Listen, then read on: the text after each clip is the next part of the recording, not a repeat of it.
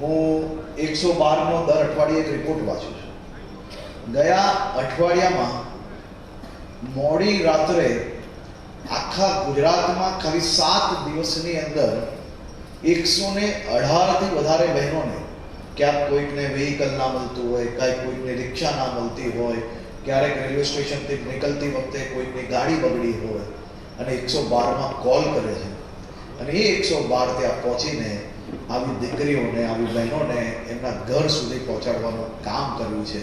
118 એટલે શું કહેવાય? 118 બહેનોને માત્ર એક અઠવાડિયાની અંદર પહોંચાડવાનું કામ કર્યું. નવરાત્રિના આંકડા મંગાવશો તો એ આંકડા ક્યાંના ક્યાં નીકળતા હશે.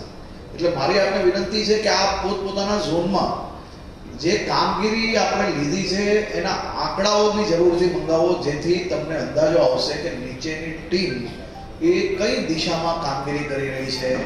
કેટલા કામો એવા છે કે જે તમારા ધ્યાનમાં નથી આવતા, પણ આપણી ટીમ દ્વારા ખૂબ અદ્ભુત રીતે નીચે સુધી કામગીરી કરી છે. અને આવા કામ કરનાર કોન્સ્ટેબલ્સથી લઈને ટીઆરબી હોય તો ટીઆરબી, કોન્સ્ટેબલ હોય તો કોન્સ્ટેબલ, નીચે સુધીના સ્ટાફને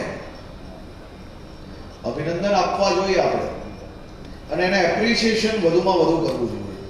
જો તમને એવું લાગે છે કે તમે કોઈ કામ કરેલું છે અને સરકાર એનું એપ્રિસિએશન આપે, તો તમારી નીચેની ટીમને બી એટલું જ એપ્રિસિએશન આપણે આપવું જોઈએ અને એના સારા કામોના ઇનામ બી આપણે કમિશનરશ્રીને, સરકારમાં, આ બધી જ જગ્યા પર આપણે મોકલવા જોઈએ, જેથી આપણી ટીમ જે સારું કામ કરે છે એવા એક અધિકારીઓને વધુમાં વધુ પ્રોત્સાહન મળે અને બીજા બી લોકો એમને જોઈને સારા કામ તરફ પ્રેરણા લે.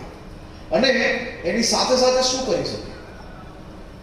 એની સાથે સાથે ભવિષ્યની અંદર આવા લોકો જે રાત દિવસ મહેનત કરે છે એવા લોકોને આપણે વધુમાં વધુ ઉપયોગ કઈ રીતે કરી શકીએ અને સારી જગ્યાઓ પર કઈ રીતે લઈ જઈ શકીએ, અને રોસ્ટર પદ્ધતિથી આવા સૌ ટીમના સભ્યોને આપણે વધુમાં વધુ પ્રેરણા લોકોને કઈ રીતે પૂરી પાડી શકીએ તે દિશામાં આપણે કામગીરી કરવી જોઈએ.